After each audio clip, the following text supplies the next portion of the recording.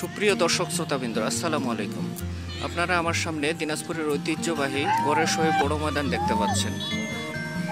এখানে বিভিন্ন শ্রেণী পেশাজীবীর মানুষ বিকালবেলা গোধূলি লগ্নে তাদের অবকাশ যাপনের জন্য, বিশ্রাম নেওয়ার জন্য আসে এবং বিভিন্ন শিশু কিশোররা এখানে এসে খেলাধুলা করে। আপনারা আমার পাশে দেখতে পাচ্ছেন দিনাজপুরের ঐতিহ্যবাহী দিনাজপুর স্পোর্টস ভিলেজ। এই স্পোর্টস ভিলেজের সামনের অংশ যেন ময়লা আবর্জনা এবং বিষাক্ত পলিথিন ও বজ্র পদার্থ স্তূপে পরিণত হয়েছে।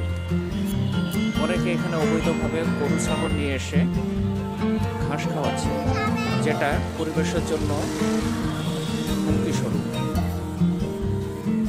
দিনাজপুরের এই ঐতিহ্যবাহী প্লেগ্রাউন্ডটিকে রক্ষা করার জন্য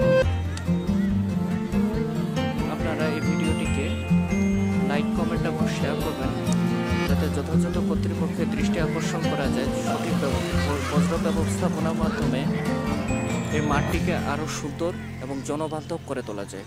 আসসালামু আলাইকুম।